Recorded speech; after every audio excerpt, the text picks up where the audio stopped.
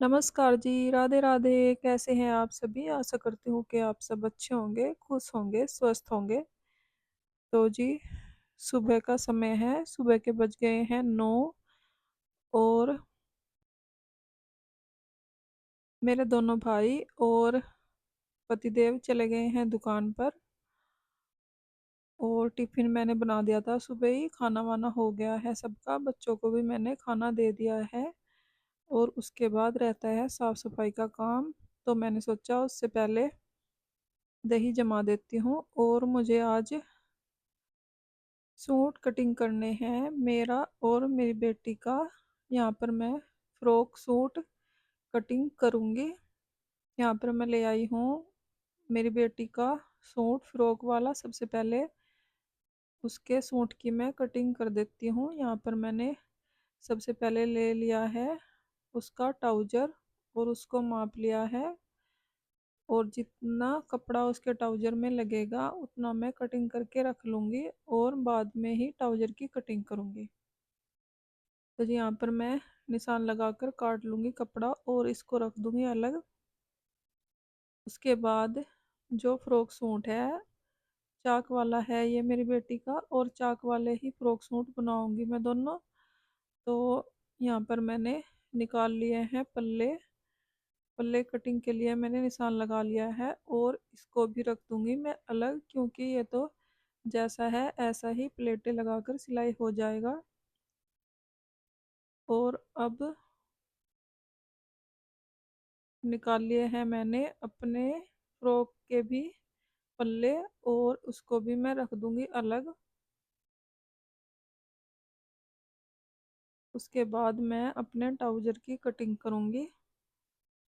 और यहाँ पर रख लिया है मैंने ट्राउजर के लिए कपड़ा, इसकी भी कटिंग कर देती हूँ।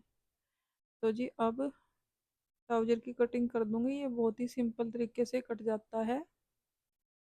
बस ऊपर आसन का निशान लगाकर और नीचे मोहरी का निशान लगाकर कटिंग कर दूंगी।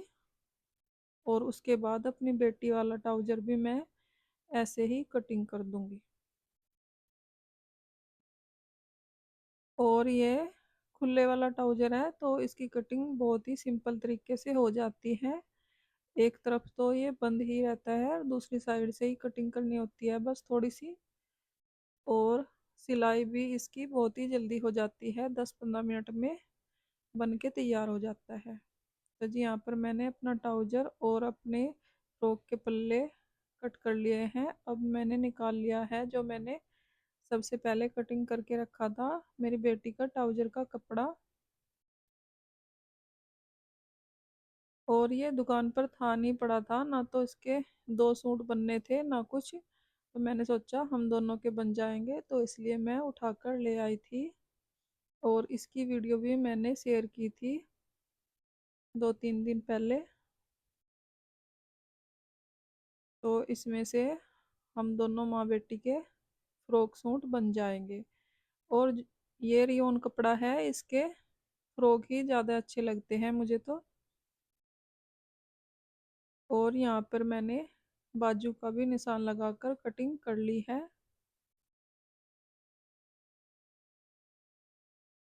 और अब साथ के साथ ही मैं दोनों फ्रॉक की बाजू की कटिंग कर लूँगी। ये मैं अपने वाले फ्रॉक सूट की बाजू कटिंग कर रही हूँ, उसके बाद अपनी बेटी वाले फ्रॉक की भी बाजू कटिंग कर दूँगी।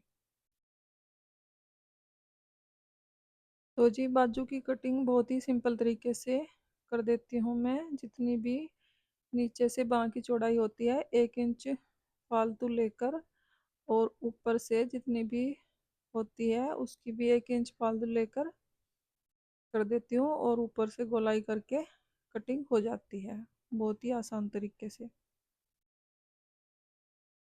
और अगर कुछ कमी समी रहती है तो सिलाई करते वक्त ही मैं सही कर लेती हूँ। तो जी यहाँ पर मैंने कर दी है कटिंग। और सिर्फ फ्रॉक की जो बॉडी होती है ऊपर की वो कटिंग करनी रहती है, बस वो ही रह गई है, उसको मैंने नाप लिया है अच्छे से। और अब कटिंग कर दूंगी। और मुझे ऐसे ही कभी कभी टाइम लगता है तो मैं अपने और अपनी बेटी के कपड़े सिल लेती हूँ। और कपड़े बहुत पड़े रहते हैं घर में, पीस वगैरह जो दुकान पर बचते हैं तो घर ही ले आते हैं। तो 3-4 सूट पड़े हैं ऐसे ही, उनको मैं ऐसे ही बारी बारी करके सील दूंगी। अभी थोड़ा सा टाइम नहीं लग रहा है क्योंकि बच्चों की चल रही है छुट्टियां, तो सारा दिन ऐसे ही निकल जाता है। आज भी मेरा सारा काम पड़ा हुआ था, मैंने सोचा पहले कटिंग कर दूंगी और फिर घर की सफाई करूंगी, क्योंकि घर का काम करने में ही थकावट हो जाती है तो फिर सिलाई का काम रह जाता है। इसलिए मैंने सोचा आज कटिंग कर लूंगी और ऐसे ही कल टाइम लगाकर सिलाई कर दूंगी। तो जी कटिंग करने के बाद दोनों सूट की आ गई हूँ मैं किचन में, क्योंकि बहुत ज़्यादा बर्तन पड़े थे सुबह के चाय के और खाने के। तो यहाँ पर मैं इनको साफ कर दूंगी सबसे पहले। और बर्तन इतने ज़्यादा थे कि मुझे 2 बारी करके धोने पड़े। यहाँ पर मैंने बड़े बड़े जो बर्तन हैं उनको मैंने एक तरफ निकाल दिया था, और जो छोटे छोटे हैं सबसे पहले उनको धुल दिए हैं। और एक दो डब्बा भी निकला हुआ है, उसको भी मैं धुल कर रख दूंगी, क्योंकि जो भी खाली होते रहते हैं डब्बे उनको मैं धोकर सुखा कर रख देती हूँ। और जब कुछ सामान रखना होता है तो थोड़ी सी आसानी हो जाती है, डब्बे साथ के साथ धुलने नहीं पड़ते हैं। तो जी यहाँ पर मैंने धुल दिए हैं सारे बर्तन। उसके बाद करूँगी गैस चूल्हे की भी सफाई अच्छे से, और सारे बर्तन निकाल कर गैस चूल्हे के उनको भी साफ करूँगी। तो जी यहाँ पर 2 डब्बे थे, एक छोटा एक बड़ा, ये खाली हो गए थे, इनको मैं धुल के रख दूँगी। और जब कुछ सामान इनमें डालना होगा तो डाल दूँगी। तो जी डब्बे मैंने धुल दिए हैं, अब बारी आ गई है गैस चूल्हे की। और यहाँ पर मैंने जो रोटी रखने वाला हॉट पॉट है उसको भी निकाल लिया है, उसको भी धुल दूँगी। और जो रोटी रखने वाला कपड़ा है उसको भी धोकर सुखा लूँगी। जो रोटी रखने वाले कपड़े होते हैं उनको मैं तीसरे दिन या दूसरे दिन धोती रहती हूँ, क्योंकि ख़राब हो जाते हैं, फिर बदबू सी आने लगती है। तो इसलिए मैं तीसरे दिन हॉट पॉट को भी धुल देती हूँ और रोटी रखने वाला कपड़ा भी। तो जी यहाँ पर मैंने साफ़ कर लिए हैं बर्तन गैस चूल्हे के जो निकले थे, और चाकू वगैरह भी सब कुछ साफ़ कर दिया है, तवा भी।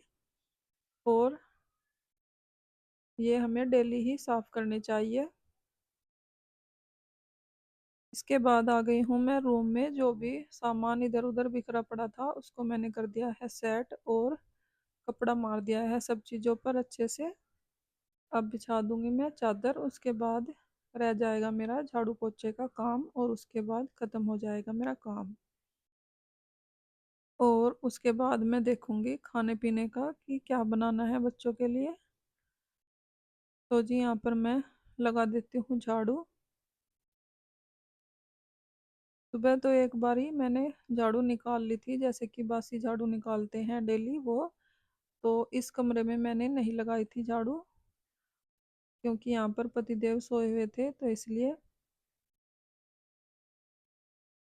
किचन में और पूजा वाले कमरे में और बाहर मैंने झाड़ू लगाई थी। तो अब दोबारा से अच्छे से लगा दी है, अब लगा दूंगी पोछा। उसके पहले कर देती हूँ वॉश बेसिन की सफाई। तो जी झाड़ू मैंने लगा ली है, अब कर देती हूँ वॉश बेसिन को साफ अच्छे से। यहाँ पर मैं जो हैंड वॉश है हाथ धोने का उससे ही मैं साफ कर देती हूँ, ब्रुश मार कर अच्छे से, तो ये साफ हो जाता है। और उसके बाद लगा लूँगी पोछा। तो जी यहाँ पर मैंने वॉश बेसिन को कर दिया है साफ। अब आ गई हूँ मैं किचन में, जो मैंने सुबह दही जमाई थी वो भी जम गई है, क्योंकि 2 घंटे हो गए थे मुझे काम में लगे लगे।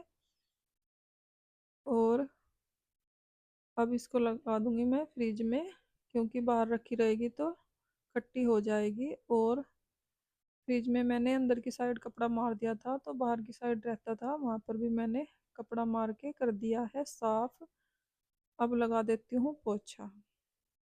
वैसे तो डेली काम मेरा 11 बज जाते हैं, क्योंकि बच्चों की छुट्टियां चल रही हैं तो सारा काम लेट हो जाता है। पहले तो सुबह उठने में ही लेट हो जाता है, और उसके बाद खाना वगैरह बनाने में लेट हो जाता है, इसलिए काम मेरा लेट ही होता है आजकल। 11 बजे तक हो जाता है, पर मुझे आज 12 बज गए थे, क्योंकि मैंने सूट कटिंग का काम भी किया है आज, इसलिए। तो जी, पोछा लगाने के बाद मेरा काम हो जाएगा ख़त्म। उसके बाद नहा धोकर मैं करूँगी थोड़ा सा रेस्ट, क्योंकि मुझे आज बाल भी धुलने हैं और मैं थक गई थी बहुत ज़्यादा, लेट भी बहुत हो गया था।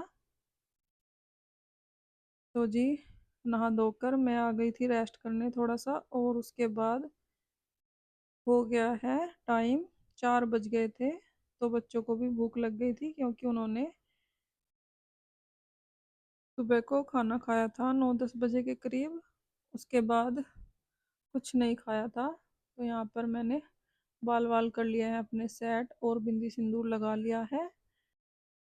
और इसके बाद आ गई हूँ मैं किचन में। यहाँ पर मैंने जवे के लिए तड़का लगा दिया है, जीरे का तड़का लगाकर थोड़ा सा पानी, हल्दी, नमक, मिर्च डालकर एक आलू काट कर डाल दिया है छोटा छोटा।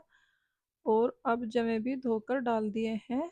इन्हें सेवैयाँ भी बोलते हैं, और इसके साथ बना लूँगी चाय, और बच्चों को भी दे दूँगी और मैं भी पी लूँगी। तो जी, ये है शाम का नाश्ता, जवे, चाय, नमकीन, बिस्किट। तो फ्रेंड्स, इसी के साथ आ गई हूँ मैं वीडियो के एंड पर। अगर आपको वीडियो अच्छी लगी हो, लाइक करें, कमेंट करें, सब्सक्राइब करें। Thanks for watching.